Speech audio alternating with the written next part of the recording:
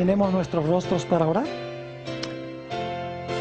Querido Padre, te damos gracias por el gran privilegio que nos concedes de pertenecer a tu familia. Te damos gracias por la gloriosa esperanza de que algún día podremos vivir eternamente contigo en un mundo mejor.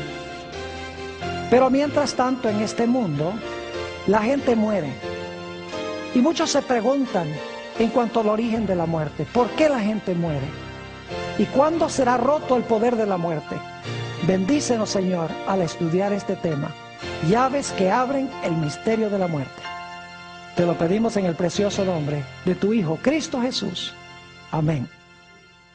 Nuevamente, un saludo muy cordial a todos los que nos acompañan aquí en este local para este tema tan importante. También un saludo muy especial para todos los que están viendo este programa vía satélite por televisión. Nos alegra mucho que se hayan unido a nosotros para estudiar este tema tan crucial como lo es el tema que se titula Llaves que abren el misterio de la muerte. Y lo que vamos a hacer en nuestro tema es estudiar 10 llaves que abren el misterio de la muerte. Y vamos a llevar un orden muy lógico, secuencial en nuestro estudio. Siempre me da cierto temor decir que hay 10 partes, porque entonces la gente está contando y diciendo no faltan sino 2, no faltan sino 3, etc. Pero ojalá que no hagan eso, porque todos los puntos que vamos a estudiar son muy importantes. El primer punto que quiero tratar, la primera llave, es entender qué es la vida. Vamos a buscar en nuestras Biblias Génesis, el capítulo 2 y el versículo 7. Génesis, el capítulo 2 y el versículo 7. Aquí se habla de la creación del hombre, se habla del origen de la vida. Llave número 1, ¿qué es la vida? Dice allí, y leo, entonces Jehová Dios formó al hombre del polvo de la tierra y sopló en su nariz aliento de vida, y fue el hombre un ser viviente, o como dicen algunas versiones, un alma viviente. Ahora, aquí tenemos la definición que Dios da del origen de la vida. Primer punto que notamos es que la vida es un regalo de Dios, es un don de Dios. Adán y Eva no escogieron existir. Dios los creó por su propia voluntad o por su propio deseo y les dio la vida como un don o como un regalo. Quiero que noten aquí que hay varios elementos cruciales. Dice que Dios formó al hombre del polvo de la tierra, respiró en su nariz el aliento de vida y el hombre llegó a ser un alma viviente o, como dice aquí, fue el hombre un ser viviente. Ahora, para las versiones que traducen alma viviente, debo decirles que el texto no dice que Dios le dio al hombre un alma. Ni el texto dice que el hombre tiene un alma. El texto dice que el hombre es un alma o es un ser viviente. Y quiero que noten que el alma o el ser viviente se compone de dos cosas. Uno, el polvo de la tierra y en segundo lugar, el aliento de vida. Esas dos cosas, polvo de la tierra, aliento de vida, constituyen el alma o constituyen al ser viviente. El ser viviente entonces se compone de dos partes, polvo y aliento de vida. Así que hemos visto qué es la vida. Ahora necesitamos ir a nuestra segunda llave. ¿De qué está compuesto el cuerpo del hombre? Está incluido en cierto sentido esto en nuestro primer punto, pero lo menciono como un segundo punto o una segunda llave porque quiero que quede absolutamente claro. ¿De qué está compuesto el cuerpo del hombre? Leamos Isaías, el capítulo 64 y el versículo 8. Isaías 64 y el versículo 8. Dice aquí, hablando de la creación, ahora pues, Jehová, tú eres nuestro Padre, nosotros barro, y tú el que nos formaste. Así que obra de tus manos somos todos nosotros. ¿De qué está compuesto el cuerpo del hombre? El cuerpo del hombre está compuesto de, como dice en Génesis, de polvo, pero no es polvo seco, es polvo mojado, lo que llamamos barro. Y es barro de alfarero, porque Dios formó, es decir, Dios tomó el barro y con sus manos formó el cuerpo del hombre.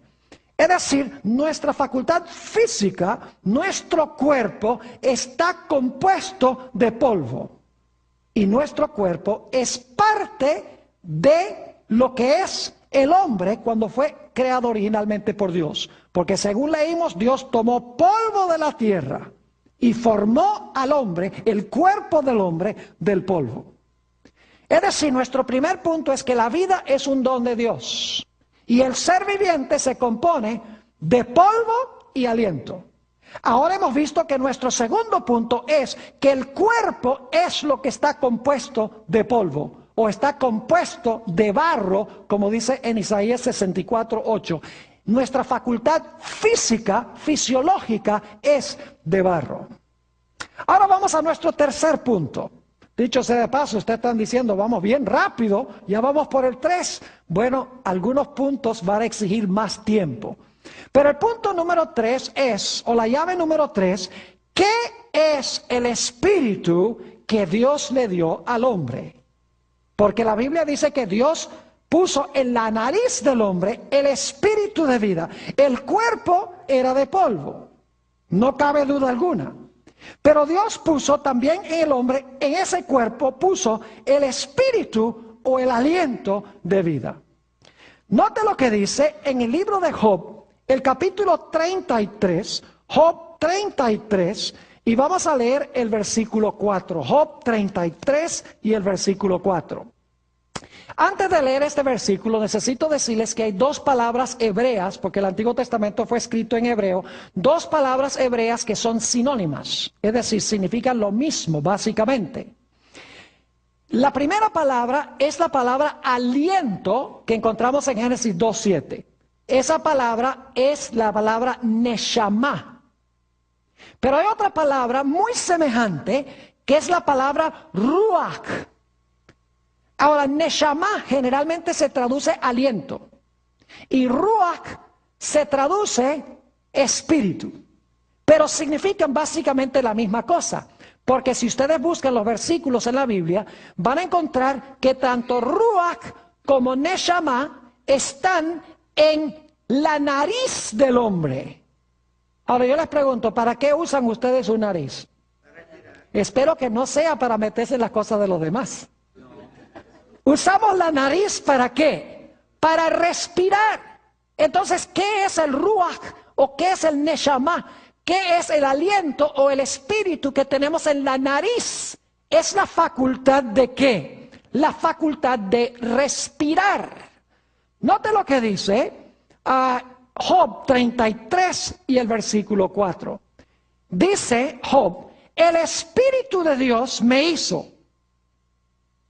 Y luego lo explica de otra forma. Dice, el espíritu de Dios me hizo y el soplo del omnipotente me dio vida. La primera palabra, espíritu, es ruach. La segunda palabra, soplo, es neshama. Y ambas frases son sinónimas. Quieren decir lo mismo, pero en diferentes palabras. Dice, el espíritu de Dios me hizo. Es lo mismo que decir, el soplo del omnipotente me dio vida. Es decir, ruach y neshama están en la nariz y usamos la nariz ¿para qué? Para respirar. Es decir, el aliento o el espíritu son la corriente eléctrica que le da poder al hombre para que su corazón palpite, para que sus pulmones respiren y para que su sangre circule. Es decir, es la fuerza vital o la corriente eléctrica que le da poder al cuerpo para que el cuerpo pueda funcionar. Es decir, que cuando Dios hizo al hombre, Dios hizo su cuerpo de polvo, el cuerpo estaba inerte. No podemos decir que el cuerpo estaba muerto, pero el cuerpo estaba inerte, estaba sin vida. Pero luego Dios a ese cuerpo le dio la facultad de respirar. Y ahora entonces, cuando empezó a respirar, el corazón latió, los pulmones respiraron y la sangre comenzó a circular porque Dios le había dado al cuerpo la energía vital. Ahora vamos a nuestra cuarta llave. La cuarta llave es la pregunta, ¿qué es el alma? Ya hemos visto que el cuerpo del hombre es de polvo. Hemos visto que Dios le dio al hombre el espíritu o el aliento, que es la corriente eléctrica que le da poder al cuerpo para funcionar. Pero la pregunta, ¿qué es el alma? Bueno, si vamos otra vez a Génesis 2:7, dice claramente que Dios hizo al hombre de polvo, puso en su nariz el neshama o el aliento de vida, y el hombre llegó a ser un ser viviente o llegó a existir como un alma viviente. Entonces yo pregunto, ¿qué es el alma según Génesis 2:7? El alma es la persona en su totalidad. El alma soy yo. El alma es la persona que está viva. El cuerpo que tiene la capacidad de respirar, el cuerpo vivo, funcionando, es el alma. El alma es cuerpo más aliento. Ahora voy a mencionarles solo de paso algunos versículos a donde se usa la palabra alma. En el Antiguo Testamento la palabra es nefesh. En el Nuevo Testamento la palabra griega es suje. Y voy a nada más mencionarles algunos versículos y otros los voy a leer sobre lo que es el alma. ¿Saben que esta palabra alma se traduce, esta palabra nefesh o suje, se traduce de diferentes formas en el Antiguo y el Nuevo Testamento? A veces las palabras se traducen vida. No se traducen alma, sino vida. A veces se traducen persona. El alma es la persona. A veces se traduce alma. Y a veces se traduce con un pronombre personal, como vamos a ver dentro de unos momentos. Es decir, la idea de nefesh y suje es, el alma es la persona que está viva. La persona que tiene un cuerpo que está funcionando porque tiene el aliento de vida. Por ejemplo, en Génesis 9:4, no lo voy a buscar, solo voy a mencionar algunos versículos porque tengo mucho material que cubrir en este tema. Allí dice que la sangre del hombre es el alma, pero no se traduce alma, sino que se traduce vida. Pero es la mismita palabra nefesh que se usa en Génesis 2:7, ser viviente. Es decir, el alma del hombre está en su sangre. Se debe traducir no alma, sino que se debe traducir ¿qué? Vida. Y la mayoría de las versiones traducen viva, vida. Es decir, el alma es el ser vivo. En Génesis 12 y el versículo 5 encontramos que Abraham salió de Harán para Canaán y dice que se llevó a las personas que estaban en su casa. ¿Saben que esa palabra personas allí, que estaban en su casa, es la mismita palabra nefesh? Es decir, se llevó las almas que estaban en su casa. Obviamente no eran almas intangibles, invisibles, sino que eran ¿qué? Personas. Y se traduce esa palabra personas. Génesis 14:21 es otro ejemplo. El rey de Sodoma, cuando Abraham vuelve, habiendo rescatado a los rehenes que se habían llevado estos reyes enemigos, y trajo también todo lo que se habían robado junto con las personas, el rey de Sodoma le dice a Abraham, dice, quédate tú con los bienes y dame a mí las almas, o dame a mí las personas. Nuevamente la palabra que se traduce personas allí es la mismita palabra alma. Es decir, el alma es la persona viviente. Note lo que dice Génesis 35:18. Este texto sí lo voy a leer. Aquí está hablando en Génesis el capítulo 35 y el versículo 18 del nacimiento de Benjamín, hijo de Jacob. Y quiero que noten, mucha gente entiende mal este texto. Le ponen cosas que no están allí. Dice en el versículo 18, y aconteció que al salírsele el alma, porque la mamá murió, Raquel murió cuando nació Benjamín. Dice, y aconteció que al salirse el alma, y luego explica qué significa eso, pues ¿qué? Murió. Cuando usted es un alma, ¿usted está qué? Vivo. Cuando se le sale la vida, ¿qué pasa? Muere. Se puede traducir, y al salirse la vida. Pero la versión traduce alma. Al salirse el alma, pues murió. Llamó su nombre Benoni, mas su padre lo llamó Benjamín. Y algunas personas le agregan a esto y dicen, cuando salió su alma inmortal y se fue al cielo, allá consciente a alabar al Señor. El texto no dice eso.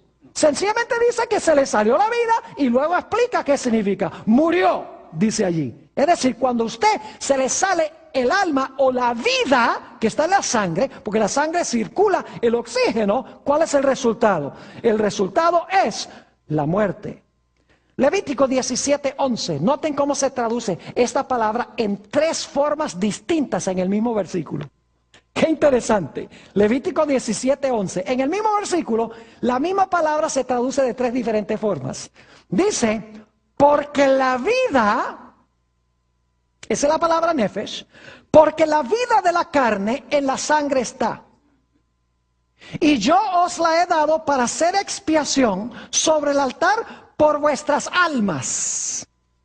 La misma palabra. Y la misma sangre hará expiación de la persona. La misma palabra. Es decir, esta misma palabra nefesh se traduce vida, almas o persona. ¿Qué es el nefesh entonces? El nefesh es una persona que está ¿qué? Una persona que está viva. No es algo que el hombre tiene por dentro, sino que es la totalidad del hombre, del ser vivo.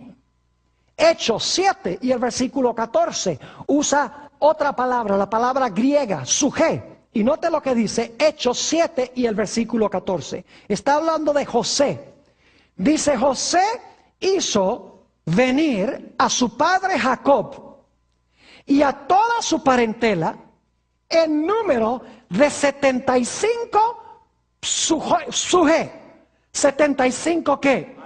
Personas, dice en la versión del 60. Algunas versiones dicen 75 ¿qué? 75 almas. ¿Qué eran las almas?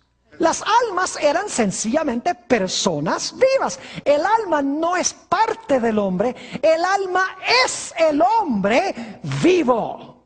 ¿Está claro ese punto? Porque el mundo cristiano dice que el alma es algo que el hombre tiene por dentro de su cuerpo, que sale en el momento de la muerte. Ahora, ¿saben que la palabra suje en el Nuevo Testamento también se traduce con un pronombre personal? Fíjense, Mateo 16 y el versículo 26. Mateo 16, 26. Y luego vamos a comparar Lucas 9 y el versículo 25. Y vamos a comparar esos 2 versículos. Dice en Mateo 16, 26. Está hablando Jesús. Porque ¿qué aprovechará al hombre si ganare todo el mundo y perdiere su alma? Fíjense que Mateo dice, ¿de qué vale que se gane todo el mundo y pierda su alma? Pero vamos a ver cómo lo dijo Jesús en Lucas 9:25. Dice allí, pues ¿qué aprovecha al hombre si gana todo el mundo y se destruye o se pierde a sí mismo? ¿Qué es el alma? El alma soy yo mismo cuando se comparan los 2 versículos. Porque uno dice perdiere su alma, el otro dice se pierde a sí mismo. El alma soy yo, un ser vivo. Noten también Mateo, el capítulo 2 y el versículo 20. Está hablando de Herodes que quería matar a Jesús. Y dice aquí, el ángel le dice a José, levántate, toma al niño y a su madre, y vete a la tierra de Israel. Ya Herodes ha muerto. Vete a la tierra de Israel, porque han muerto los que procuraban la muerte del niño. La versión de 60 no capta lo que en realidad dice el griego en que fue escrito el Nuevo Testamento. En realidad el griego dice, porque han muerto los que procuraban el alma del niño. ¿Cómo se debe traducir la palabra alma allí? Estaba buscando quitarle ¿qué? Quitarle la vida, porque el alma es la vida. Y por esa razón la versión del 60 dice, los que procuraban la muerte del niño, aunque la palabra muerte no está allí, pero se interpreta como el hecho de que querían quitarle la vida. Eso significa que querían, ¿qué? Matarlo. Ahora escuchen bien. La palabra alma y la palabra espíritu se usan 1658 veces en el Antiguo y el Nuevo Testamento. Y ni una sola vez, ni una de esas 1658 veces, se usa la palabra alma o la palabra espíritu con la palabra inmortal o consciente. Nunca va a encontrar en la Biblia la expresión alma inmortal, espíritu inmortal.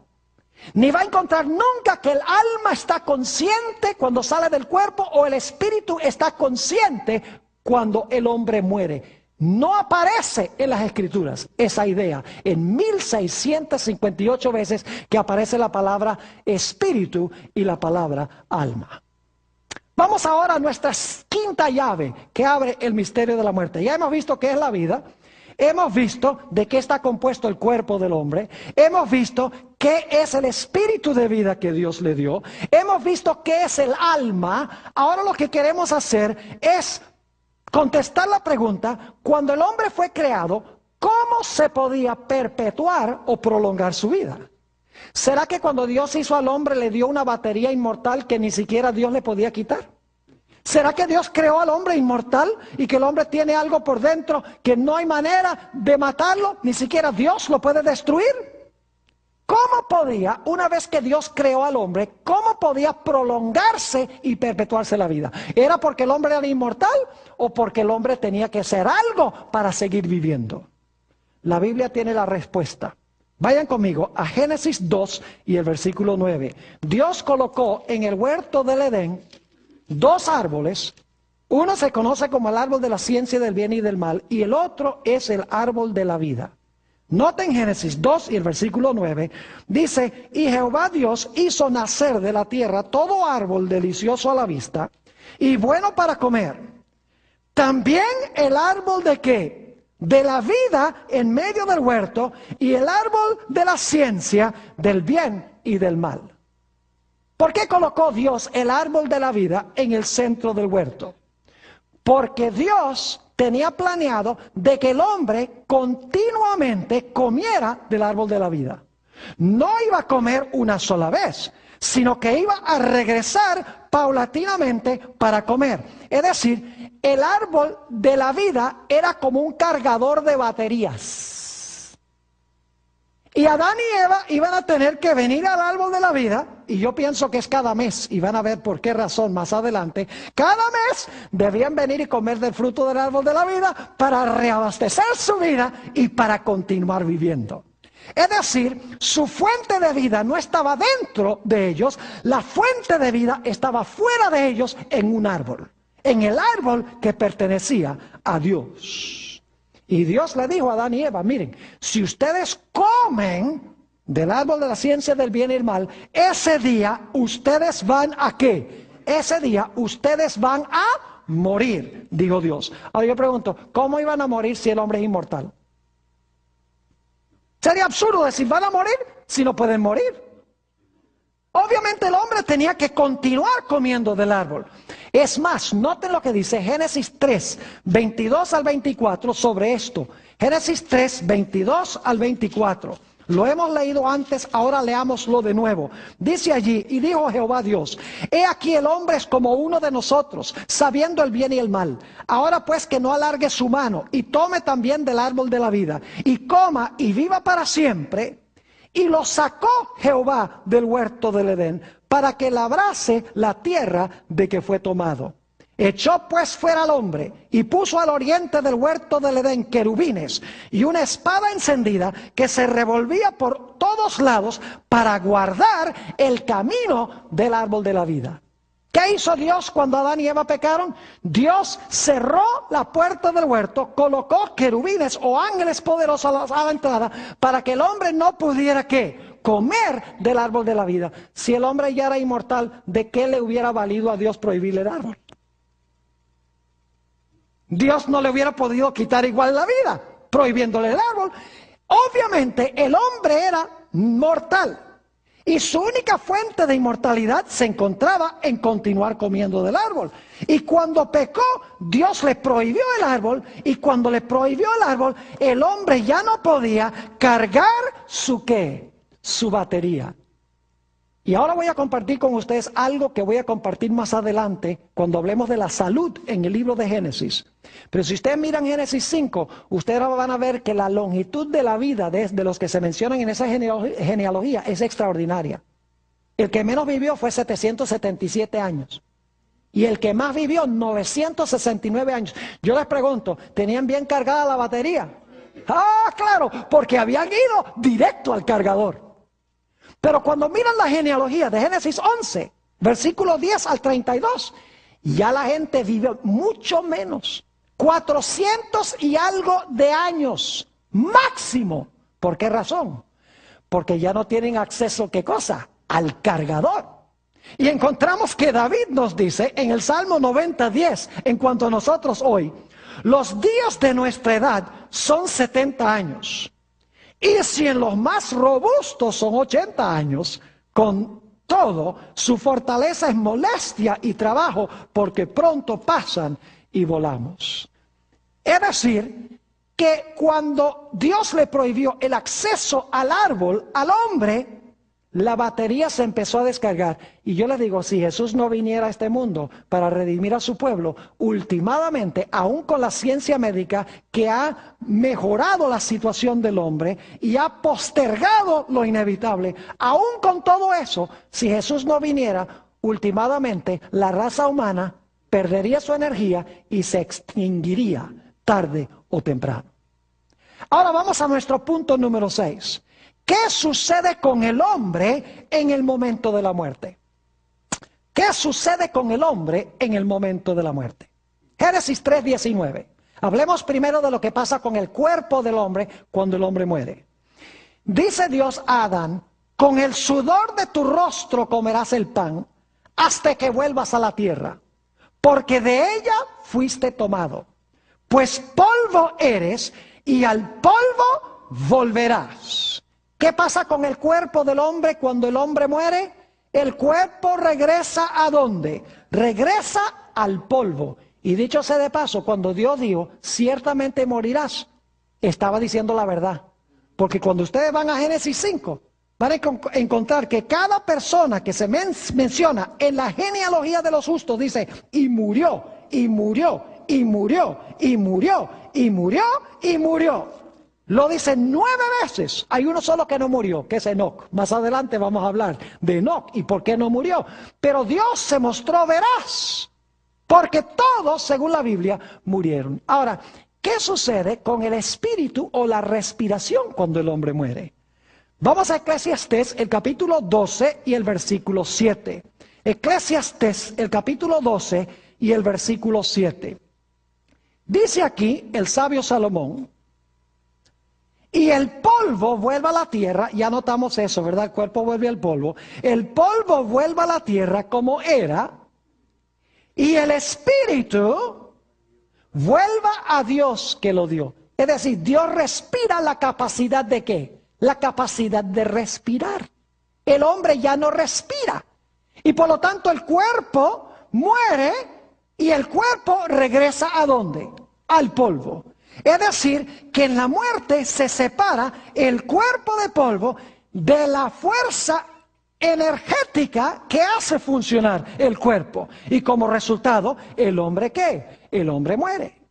Noten el proceso de la muerte de Jesús. Lucas 23 y el versículo 46. Hablando de la muerte de Jesús dice, entonces Jesús, clamando a gran voz, dijo, Padre, en tus manos encomiendo mi espíritu. Y habiendo dicho esto, ¿qué?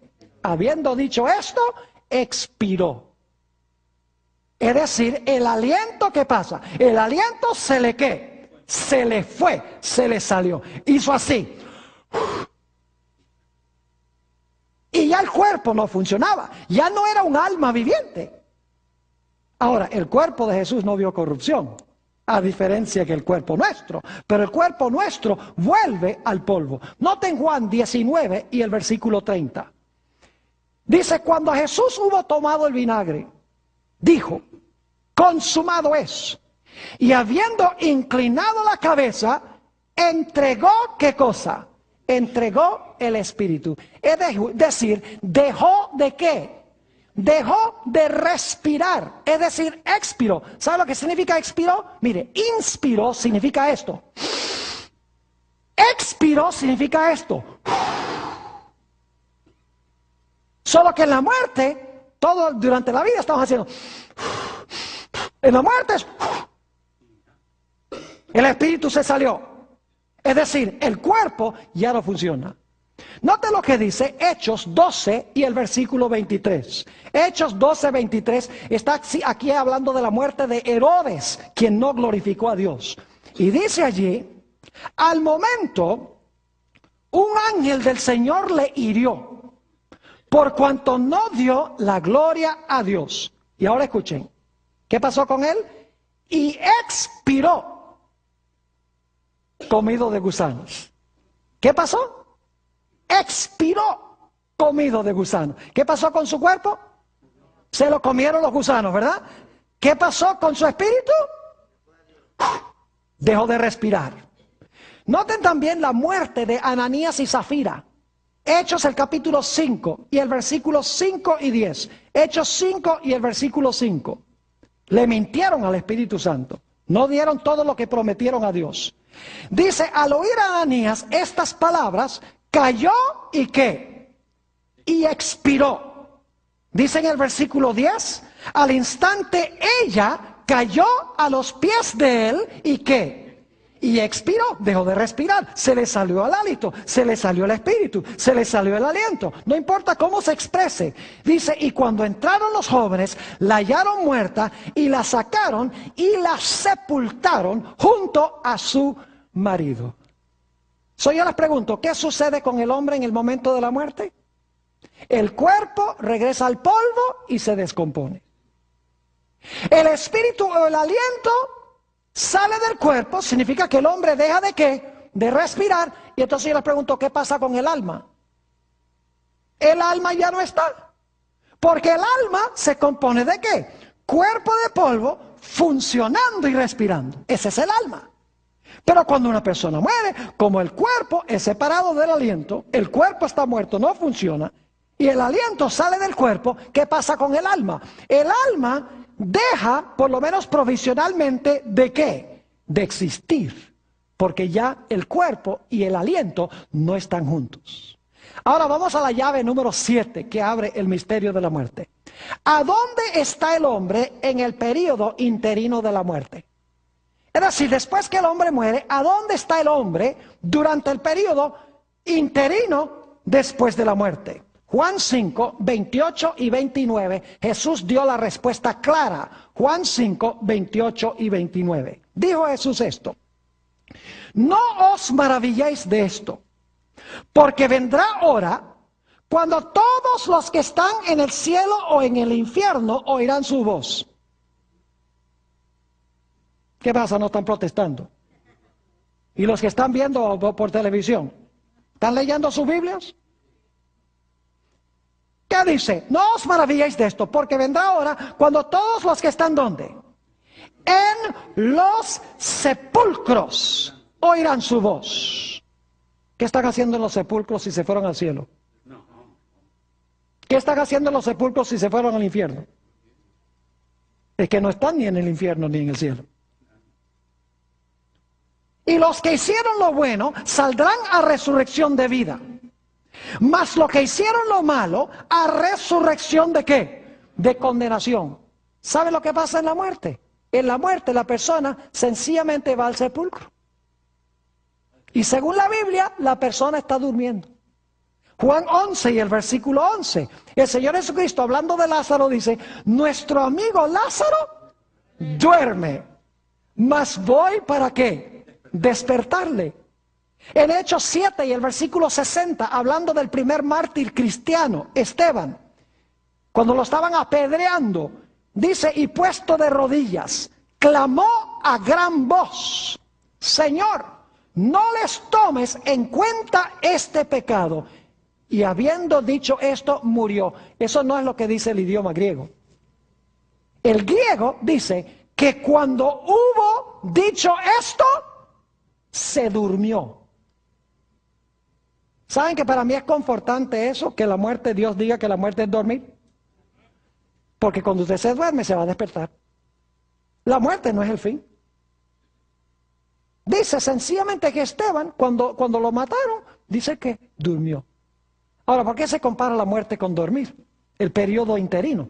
Muy sencillo, por 3 razones. En primer lugar, la persona que está muerta reposa de los trajines de la vida. Apocalipsis 14:13 dice, reposarán de sus obras, de los trajines, de los dolores de la vida. En segundo lugar, como cuando uno está durmiendo, en la muerte hay inconsciencia. No sabe lo que está pasando a su alrededor. Y en tercer lugar, habrá un despertar.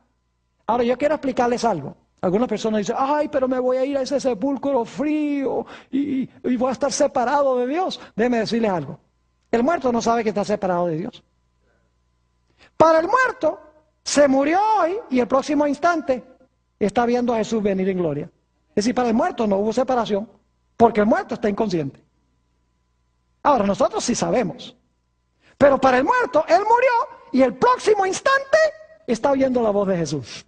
Para él no hay separación, porque está inconsciente en el momento de la muerte. Es decir, está, como dice la Biblia, durmiendo. Nota lo que dice Eclesiastés 9:5 sobre este periodo interino de la muerte. Dice, porque los vivos saben que han de morir, pero los muertos todos saben. Oh, gracias. Mas los muertos nada saben, ni tienen más paga, porque su memoria es puesta ¿en qué? En olvido. Permítame leerles otros versículos de la Biblia sobre lo que pasa en el interino de la muerte, porque muchos creen que cuando una persona se muere, sale el alma volando y entonces la persona entra en su verdadera vida, su vida genuina. Note lo que dice Salmo 6:5. Porque en la muerte no hay memoria de ti. En el Seol, que significa el sepulcro, en el Seol, ¿quién te alabará? Salmo 115 y el versículo 17. Salmo 115, 17 dice, no alabarán los muertos a Jehová, ni cuantos descienden al silencio. Es decir, la muerte es silencio. Y dice que no alabarán a Jehová. Salmo 146 y el versículo 4 dice, pues sale su aliento y vuelve a la tierra. En este mismo día perecen sus pensamientos. ¿Qué pasa en el día de la muerte? Perecen sus ¿qué? Sus pensamientos. Salmo 104 y el versículo 29 dice, escondes tu rostro, se turban.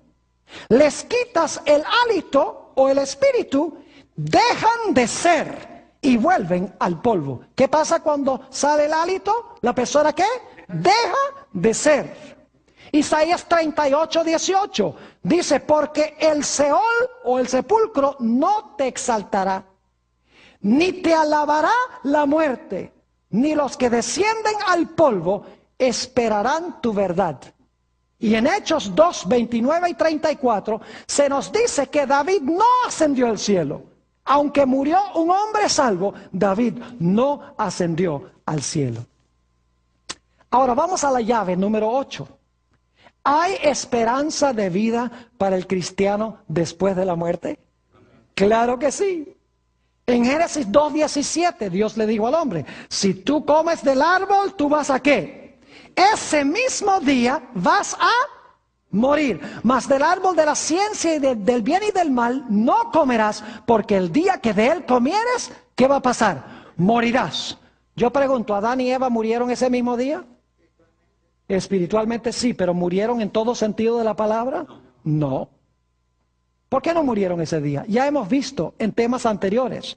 Génesis 3:21 nos dice que ese día hubo 2 sacrificios. No dice 2, pero dice vestiduras de pieles, en plural. Eran 2 pecadores. Se mataron animales. Y esos animales representaban ¿qué cosa?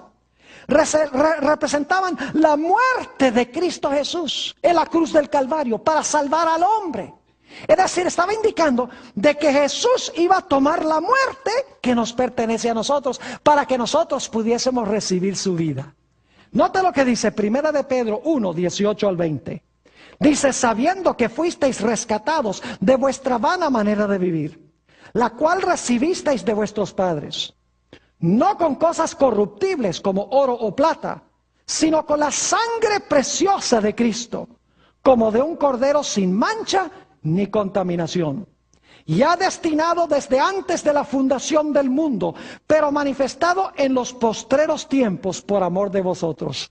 Es decir, esos sacrificios representaban ¿a quién? A Jesús, quien iba a ser sacrificado como un cordero sin mancha, que iba a sufrir la muerte que yo debo sufrir, y de esa manera iba a derrotar la muerte y darme la esperanza de vida eterna.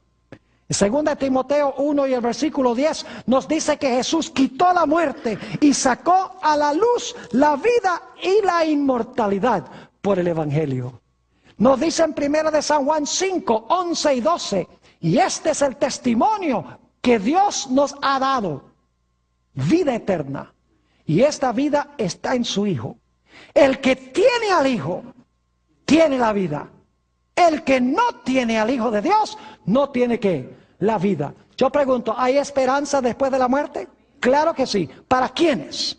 Para los que están en Cristo. No tienen que morir porque Jesús murió. Es decir, si recibimos a Jesús, no tenemos que morir eternamente, porque ya la muerte que debemos sufrir fue paga por Cristo Jesús. Esas son buenas nuevas. El cristiano no le tiene miedo a la muerte. Noten 1 de Corintios 15, 16 al 19. Porque si los muertos no resucitan, tampoco Cristo resucitó. Y si Cristo no resucitó, vuestra fe es vana. Aún estáis en vuestros pecados. Entonces también los que durmieron en Cristo perecieron. Si en esta vida solamente esperamos en Cristo, somos los más dignos de conmiseración de todos los hombres. Es decir, porque Cristo murió y resucitó, nosotros también, si morimos y estamos en Él, resucitaremos. Jesús dijo, porque yo vivo, vosotros también, ¿qué? Viviréis. Ahora la pregunta clave es, ¿cuándo es que esta muerte va a ser derrotada y va a ser rota? Ahora, yo tengo ahora, si estoy en Cristo, la garantía de vida, pero eso no significa que no voy a morir físicamente. Puede ser que yo muera, voy al sepulcro, pero mi vida está garantizada con Jesús. Es decir, mi nombre está anotado en el libro de la vida, del Cordero, como dice la Biblia. Y cuando Cristo venga, entonces me va a dar inmortalidad. Como dice en Juan 14, 1 al 3, no se turbe vuestro corazón. ¿Creéis en Dios? Creed también en mí. En la casa de mi Padre muchas moradas hay. De otra manera os lo hubiera dicho. Voy pues a preparar lugar para vosotros.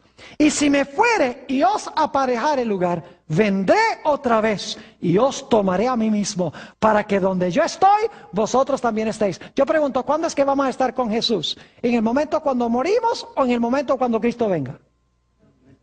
Cuando Cristo venga. Dice, vendré otra vez, os tomaré a mí mismo, para que donde yo estoy, vosotros también estéis. La mayoría de las iglesias dice que cuando una persona muere en Cristo, inmediatamente se fue para el cielo. Entonces mi pregunta es, si ya se fue al cielo, ¿a qué viene Cristo a buscarlo? Aquí nos dice que cuando Jesús venga otra vez, es que su pueblo va a ir al cielo con Él. Lo cual significa que no fueron en el momento de la muerte. La vida eterna les fue garantizada porque estaban en Jesús. Pero después de un periodo de dormir o de silencio, son resucitados cuando Jesús venga. Note lo que dice 1 de Tesalonicenses 4 y los versículos 15 al 17. Este es el famoso pasaje de la resurrección. 1 de Tesalonicenses, el capítulo 4 y los versículos 15 al 17. Dice aquí el apóstol San Pablo esto. Por lo cual os decimos esto en palabra del Señor, que nosotros que vivimos, que habremos quedado hasta la venida del Señor, no precederemos a los que durmieron.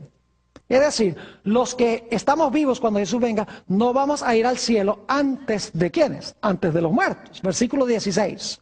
Porque el Señor mismo, con voz de mando, con voz de arcángel y con trompeta de Dios descenderá del cielo y los muertos en Cristo resucitarán primero. Pregunta, ¿cuando murieron tenían la garantía de vida ya? Jesús dijo, cuando yo venga voy a resucitar a este, porque este es mío, porque este tiene la vida, porque me recibió. Claro que sí. Los muertos en Cristo resucitarán primero.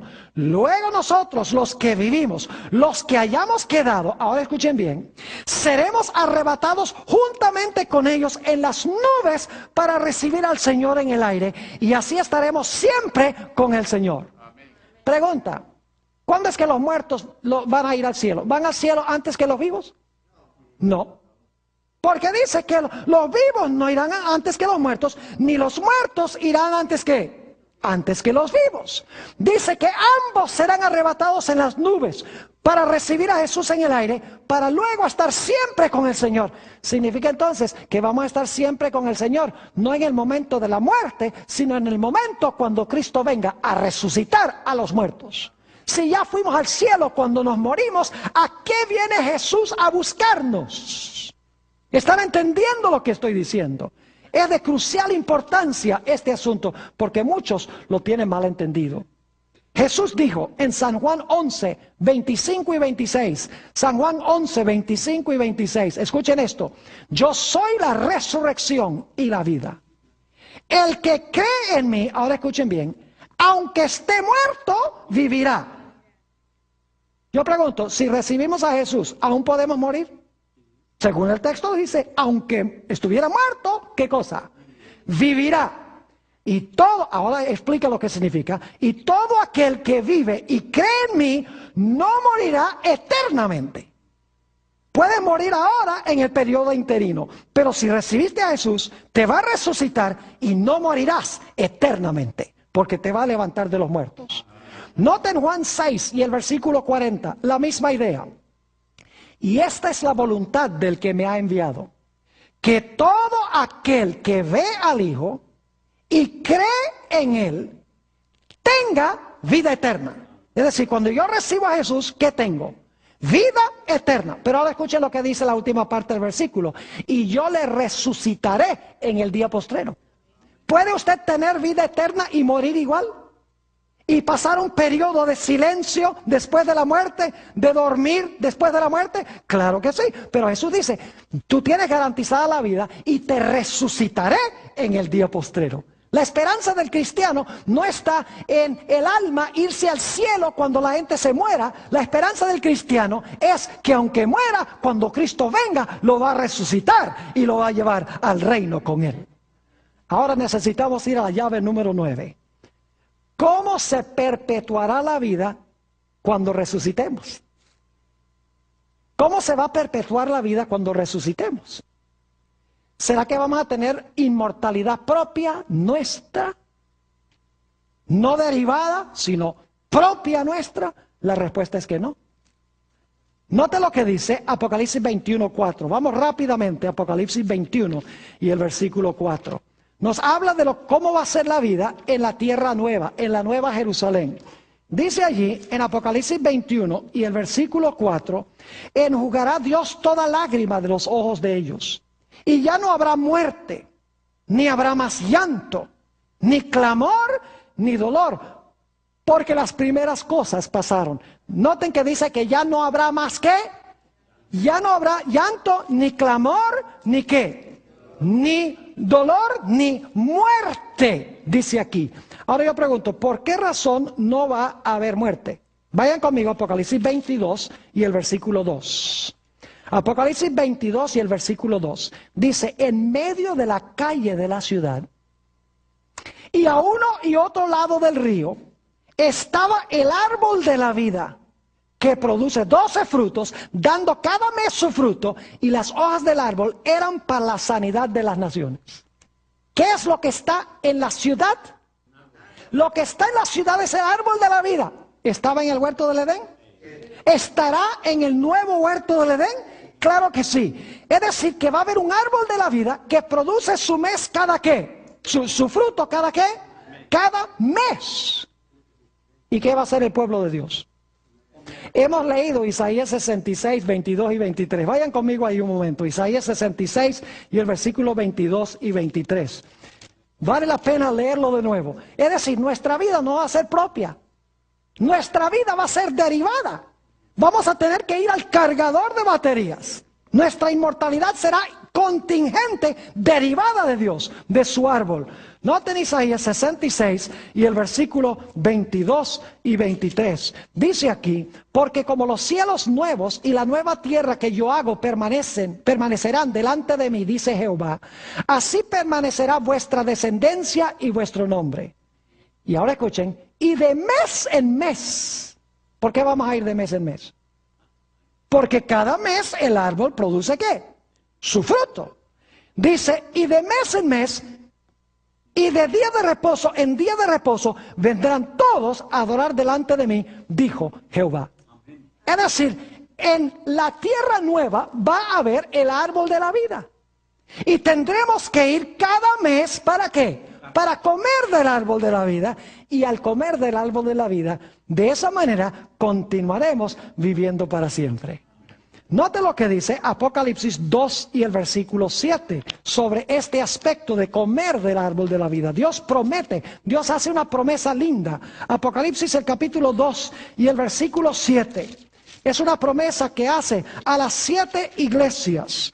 Y dice aquí en el versículo 7, la promesa que da a la iglesia de Éfeso, dice, el que tiene oído, oiga lo que el Espíritu dice a las iglesias. Al que venciere, le daré a comer del árbol de la vida, el cual está en medio del paraíso de Dios.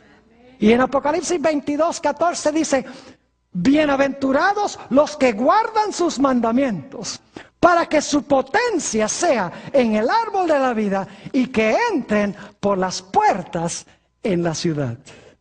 Es decir, que aún en la tierra nueva, nuestra fuente de vida no será propia, sino que será derivada de Dios. El hombre no tiene un alma inmortal, un alma que ni siquiera Dios puede destruir. Algunos creen que Dios va a mandar, por ejemplo, a los impíos al infierno para quemarse para siempre allá, porque Dios no les puede quitar el alma inmortal que Dios les dio. En este seminario vamos a tener un tema completo sobre lo que la Biblia tiene que decir en cuanto al infierno. Pero la Biblia dice claramente que nuestra única fuente de vida no está dentro en un alma inmortal, sino que está fuera en el árbol de Dios, del cual comeremos pronto algún día si hemos recibido a Jesús como nuestro Salvador. Ahora vamos a nuestra llave número 10. ¿A dónde se originó la doctrina de la inmortalidad del alma y qué implicaciones tiene? ¿Saben dónde se originó la idea de que el hombre es inmortal? ¿De que el hombre tiene un alma inmortal? Se originó en el huerto del Edén. Y no con Dios, sino con el diablo. Escúcheme bien los que están viendo vía satélite por televisión. El diablo le dijo a Eva, ¿no qué? No moriréis, mas seréis como dioses, sabiendo el bien y el mal. ¿Quién fue el que dijo que el hombre es inmortal? No fue Dios, sino que fue ¿quién? Satanás. Y escuchen lo que les voy a decir. Hay varias implicaciones muy serias de esta doctrina que se enseña en la iglesia cristiana de que el alma del hombre es inmortal. En primer lugar, esta falsa doctrina glorifica al hombre. Le atribuye al hombre lo que le pertenece solamente a Dios. ¿Saben que los teólogos dividen los atributos de Dios en atributos comunicables e incomunicables? Los comunicables, los atributos comunicables de Dios son los que Él comparte con nosotros, como amor, misericordia, bondad. Nosotros podemos tener todas esas características. Los atributos incomunicables son como, por ejemplo, omnipotencia. Es propio de Él. Omnisciencia, saber todo. Omnipresencia. Y los teólogos dicen, oh, omnipresencia, omnisciencia, omnipotencia, esos le pertenecen solamente a Dios. Entonces, y cuando uno le dice, ¿y la inmortalidad? Ah, no, ese sí es nuestro. No. La inmortalidad es un atributo también que pertenece por naturaleza ¿a quién? Por naturaleza a Dios. Y decir que el hombre lo tiene es restarle gloria y honra a Dios y es atribuírselo al hombre. Además, esta falsa doctrina lo que hace es convertir a Dios en un mentiroso. Porque Dios dijo, Vas a morir. Y el que dice que no va a morir, dice que Dios es un mentiroso. Además de eso, hace innecesario el sacrificio de Cristo. Porque si yo ya tengo inmortalidad, ¿para qué va a morir Cristo para darme lo que ya tengo? Además de eso, reduce la importancia de cuidar el cuerpo, porque los cristianos dicen, no, el cuerpo lo que es un cascarón para el alma. Y por lo tanto, no es importante cuidar el cuerpo, lo importante es cuidar el alma. Y por lo tanto, descuidan el cuerpo. Vamos a encontrar en nuestro estudio sobre la salud que la mejor forma de cuidar el alma es cuidando el cuerpo. Porque el alma se desarrolla a través del cuerpo y solamente a través del cuerpo. Además, esta falsa doctrina le resta importancia a la segunda venida de Jesús. Porque si yo soy inmortal y cuando me muero me voy al cielo, ¿para qué voy a estar esperando que Cristo venga? Y finalmente, esta falsa doctrina le abre la puerta de la iglesia al espiritismo. La idea de que los muertos, si usted cree que los muertos no están muertos, entonces usted va a creer de que es posible que los muertos regresen a comunicarse con los vivos, como están enseñando muchas iglesias hoy en día. Yo doy gloria a Dios que Dios ha dejado claro este tema en cuanto a la muerte. Y especialmente le doy gloria y honra a Dios, porque Él promete que si recibimos a Jesús como nuestro Salvador y Señor, podremos vivir eternamente en la patria celestial con Él.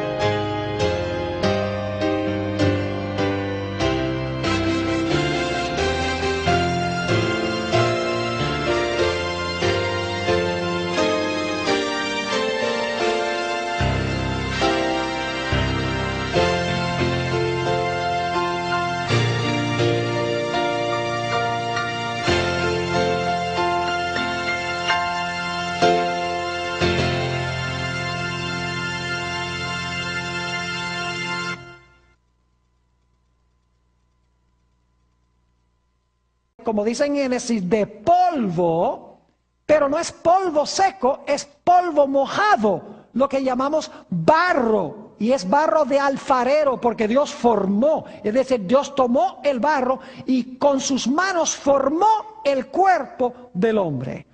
Es decir, nuestra facultad física, nuestro cuerpo está compuesto de polvo, y nuestro cuerpo es parte de lo que es el hombre cuando fue creado originalmente por Dios. Porque según leímos, Dios tomó polvo de la tierra y formó al hombre, el cuerpo del hombre, del polvo. Es decir, nuestro primer punto es que la vida es un don de Dios. Y el ser viviente se compone de polvo y aliento.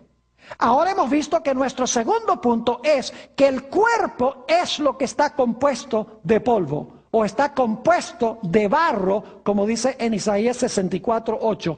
Nuestra facultad física, fisiológica, es de barro. Ahora vamos a nuestro tercer punto. Dicho sea de paso, ustedes están diciendo, vamos bien rápido, ya vamos por el 3. Bueno, algunos puntos van a exigir más tiempo. Pero el punto número 3 es, o la llave número 3, ¿qué es el espíritu que Dios le dio al hombre? Porque la Biblia dice que Dios puso en la nariz del hombre el espíritu de vida. El cuerpo era de polvo, no cabe duda alguna. Pero es un alma o es un ser viviente. Y quiero que noten que el alma o el ser viviente se compone de dos cosas. Uno, el polvo de la tierra y en segundo lugar, el aliento de vida. Esas dos cosas, polvo de la tierra, aliento de vida, constituyen el alma o constituyen al ser viviente. El ser viviente entonces se compone de dos partes, polvo y aliento de vida. Así que hemos visto qué es la vida. Ahora necesitamos ir a nuestra segunda llave. ¿De qué está compuesto el cuerpo del hombre? Está incluido en cierto sentido esto en nuestro primer punto, pero lo menciono como un segundo punto o una segunda llave porque quiero que quede absolutamente claro. ¿De qué está compuesto el cuerpo del hombre? Leamos Isaías, el capítulo 64 y el versículo 8. Isaías 64 y el versículo 8. Dice aquí, hablando de la creación: ahora pues, Jehová, tú eres nuestro Padre, nosotros barro, y tú el que nos formaste. Así que obra de tus manos somos todos nosotros. ¿De qué está compuesto el cuerpo del hombre? El cuerpo del hombre está compuesto de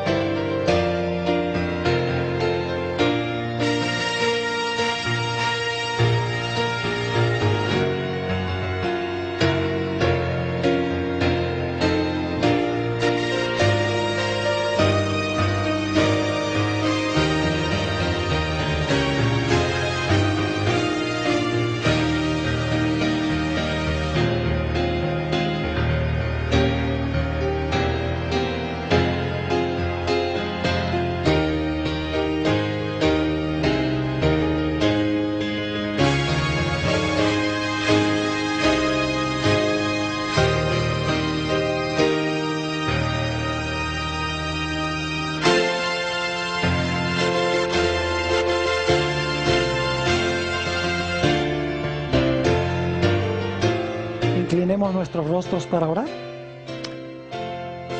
Querido Padre, te damos gracias por el gran privilegio que nos concedes de pertenecer a tu familia. Te damos gracias por la gloriosa esperanza de que algún día podremos vivir eternamente contigo en un mundo mejor. Pero mientras tanto, en este mundo, la gente muere.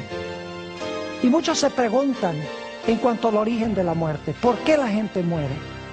¿Y cuándo será roto el poder de la muerte? Bendícenos, Señor, al estudiar este tema. Llaves que abren el misterio de la muerte. Te lo pedimos en el precioso nombre de tu Hijo, Cristo Jesús. Amén.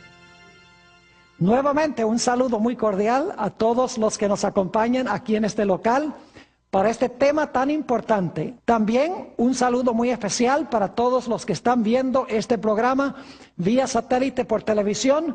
Nos alegra mucho que se hayan unido a nosotros para estudiar este tema tan crucial como lo es el tema que se titula Llaves que abren el misterio de la muerte. Y lo que vamos a hacer en nuestro tema es estudiar 10 llaves que abren el misterio de la muerte. Y vamos a llevar un orden muy lógico, secuencial en nuestro estudio. Siempre me da cierto temor decir que hay 10 partes, porque entonces la gente está contando y diciendo no faltan sino 2, no faltan sino 3, etcétera. Pero ojalá que no hagan eso, porque todos los puntos que vamos a estudiar son muy importantes. El primer punto que quiero tratar, la primera llave, es entender qué es la vida. Vamos a buscar en nuestras Biblias Génesis, el capítulo 2 y el versículo 7. Génesis, el capítulo 2 y el versículo 7. Aquí se habla de la creación del hombre, se habla del origen de la vida. Llave número 1, ¿qué es la vida? Dice allí, y leo: entonces Jehová Dios formó al hombre del polvo de la tierra y sopló en su nariz aliento de vida, y fue el hombre un ser viviente, o como dicen algunas versiones, un alma viviente. Ahora, aquí tenemos la definición que Dios da del origen de la vida. Primer punto que notamos es que la vida es un regalo de Dios, es un don de Dios. Adán y Eva no escogieron existir, Dios los creó por su propia voluntad o por su propio deseo y les dio la vida como un don o como un regalo. Quiero que noten aquí que hay varios elementos cruciales. Dice que Dios formó al hombre del polvo de la tierra, respiró en su nariz el aliento de vida y el hombre llegó a ser un alma viviente o, como dice aquí, fue el hombre un ser viviente. Ahora, para las versiones que traducen alma viviente, debo decirles que el texto no dice que Dios le dio al hombre un alma. Ni el texto dice que el hombre tiene un alma. El texto dice que el hombre